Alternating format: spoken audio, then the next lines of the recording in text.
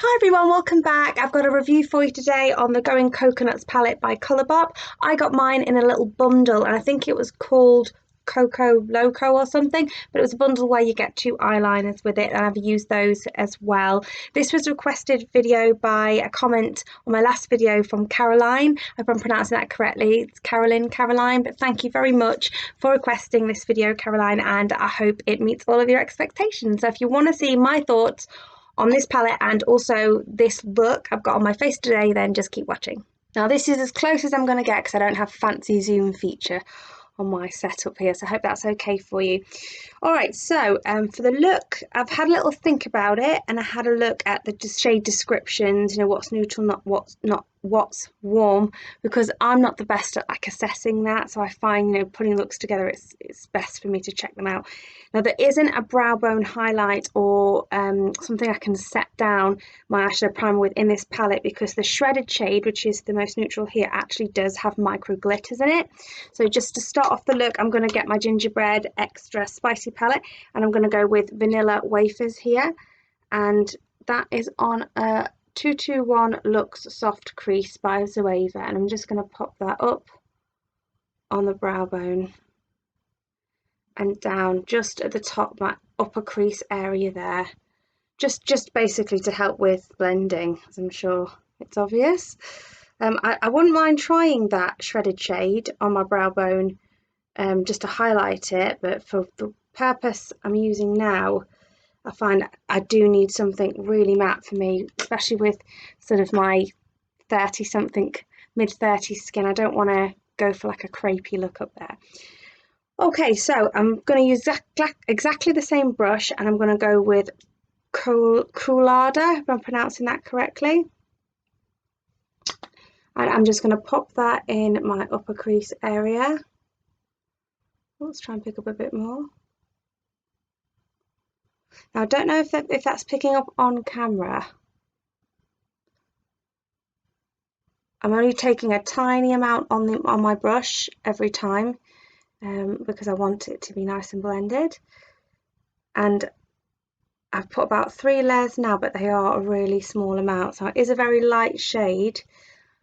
So I think the camera is picking that up, but I have sun damage on my eyelid, so I have to be really careful what I put there as well, simply because it can often look unblended when it's not, because I have, you probably see it here on both sides, I have sort of like a shadow from being a child. That's how big my eyebrows used to be and when my eyelids are hooded and they got sunburned by the sun when I was little, because I would scream at my mum and dad for coming anywhere near my eyes with sun cream.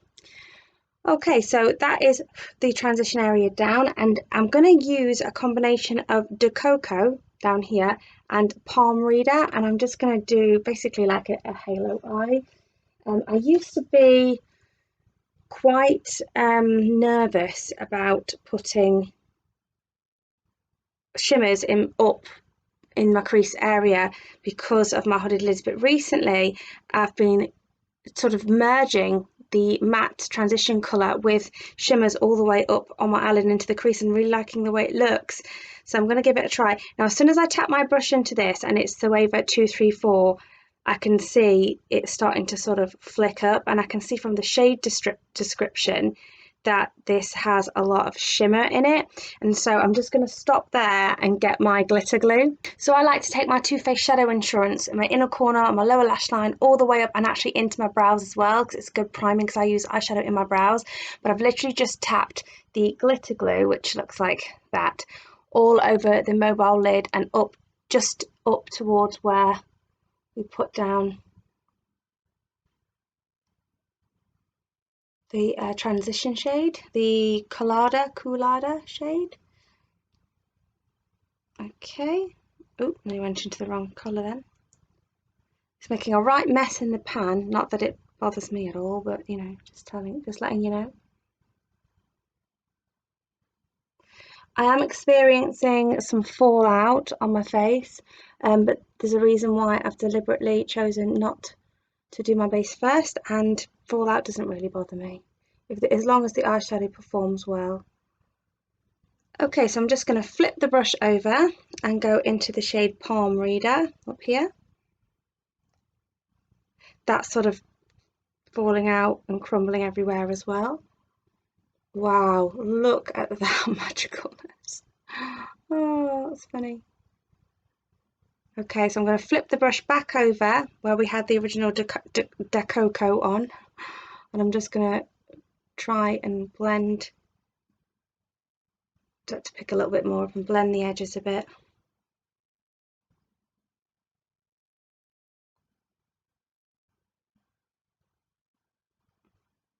Okay, and then I'm going to go back into my original crease brush.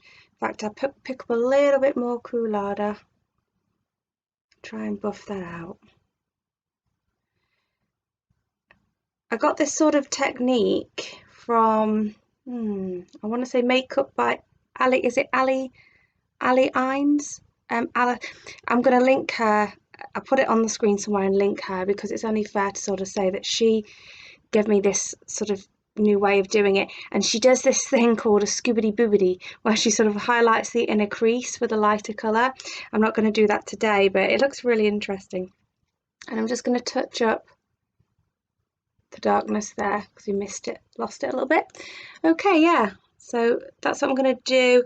I'm going to sort my face out because that's the order I like to do my makeup, and then I'll come back and do the lower lash line. Now, whilst I was doing the rest of my makeup, I did notice something about the brush. It's got sort of no real colour on it, so I really feel as though the two shades that we've used so far, Palm Reader and Decoco, are really glitters, basically. I mean, I know they look like shimmers and they're not technically pressed glitters because Colourpop do those and they're quite different, but yeah, they're not really like a shimmer. But I'm going to take Get Cracking, which is the one in this corner here, and I'm just going to use the same brush because I'm lazy like that. I'm just going to put it on my lower lash line. Do excuse the shaking there, my cat decided to jump on the bed. Thanks for that, Jazzy.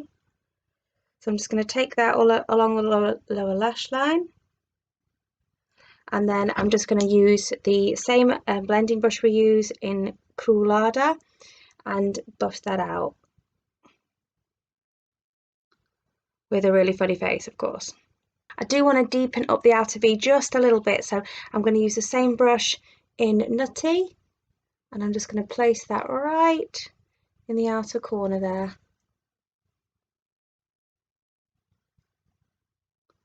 So I've got a little scar on my eye here, so I always find it difficult to get eyeshadow to really take in that area, and I'm just going to take a tiny bit in the corner of my lower lash line of that Nutty shade. It's lovely, that Nutty shade, really, really nice. So this is just a Wilko's eyeshadow brush. I'm going to first go with a little bit of Cocoa Crush in my inner corner, but I plan to go over the top of it with the white shade, Palm Reader, just because I want to see if that's less glittery. Yeah, they're very similar formula, all three of these shades down the middle of the palette, and it's just kind of, you will need a tacky base to get the colour, because it is a lot of sort of shimmery glitteriness, and it sort of flakes about. It's really hard to describe, but yeah, I really, really love them. They'd be great. I guess what I'm trying to say is, if you wanted to use any of these three as an eyeshadow topper, they'd work really nicely as well for that. And I imagine they probably look really, really gorgeous applied wet. And I'm just going to go back in with the Palm Reader, it's just the same brush, and just sort of touch up in the middle just to make that really nice and bright. Okay, so I'm just going to have a look, because I know I got an eyeliner in a bundle with this. I'm just going to check which one it was, and we might as well put that one on.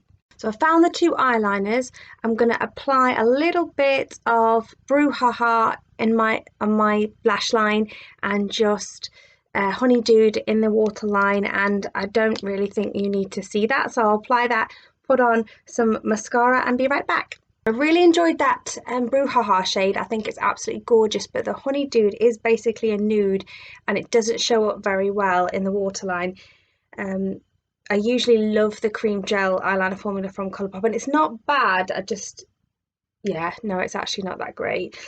This is the colour Shrouded now. I'm going to use 232 Luxe Classic Shader by Zoeva. Just going to get that on the tip. I'm going to pop some of that right under the brow there. To be fair, you can't really see the suspended glitter in that, so that probably would have been fine to set down the brown bone. The only eyeshadow I haven't used in this palette so far is Shell Yeah, the slightly warmer one. But yeah, I've used all the other shades. Okay, so I'm gonna give them all a little swatch for you now and just give you an idea of the shade descriptions. I think I've given you a lot of information about the formula already. The mattes are absolutely lovely. The shade Get Cracking and Shrouded basically operate like a matte, but they have suspended glitters in. The three shades down the middle are shimmers, but I feel they're probably best suited to be treated like you would a glitter, but they're absolutely stunning. I really do like them. If fallout bothers you, you're probably not going to like this palette, if I'm honest, but fallout doesn't bother me. I even sort of wiped it away and went over the top to do my base, and you can still see it, and I think some fallout happened as I was touching up as well. But if that doesn't bother you, then it's not going to bother you with this palette. And at the end of the day, it's a $12 palette. I don't know exactly what that translates to in UK pounds, but it's $12. So, and I think it's well worth that amount of money. So these are the first top row, the first three eyeshadows. You've got Shredded, which is a creamy vanilla with silver pinpoints. Palm Reader, which is a white with a gold flip. And Coulada, which is a cool taupe brown.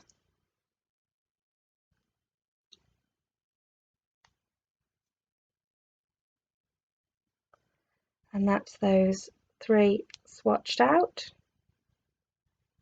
Even now as I'm moving my hand, the white shade sort of falling out there. I'm not going to do dupes for all of the colours, but I did notice as I was swatching it that the white shade that I've just shown you there is very, very similar to Frostbite Me from the original Gingerbread Spice palette.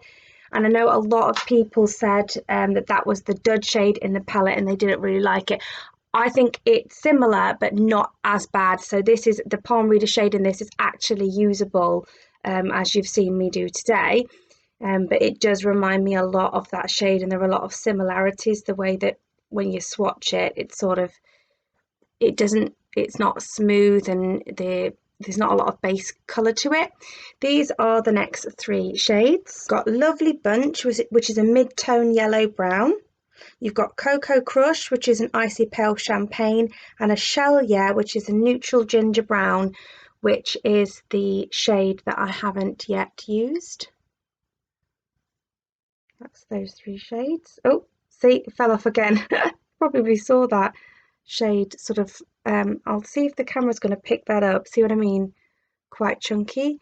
But look, you can smooth it out quite nicely. Still sort of falling down. But look at the reflection on that. Lovely. So these are the last three shades, and I must say, even swatching that nutty shade, the dark shade in the palette, it's just so creamy and gorgeous. So we've got Get Cracking, which is a cool brown with silver flecks. We've got De Coco, which is an icy bronze with violet pinpoints, and Nutty, which is a deep umber. And I'll just swatch those there for you.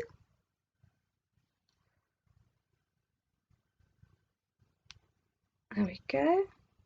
I can't believe, look how well that nutty shade swatches. It just goes on forever. Still on my finger there, hardly any no patchiness whatsoever. That one feels like a really expensive eyeshadow when it's not. So in a nutshell, see what I did there? Is this a palette worth the money? Yes. Is it the best formula I've ever tried? No. Is it the best Colourpop formula I've ever tried? No. My favourite shade in the palette is Nutty. I think it's a lovely, wearable, everyday palette for my skin tone.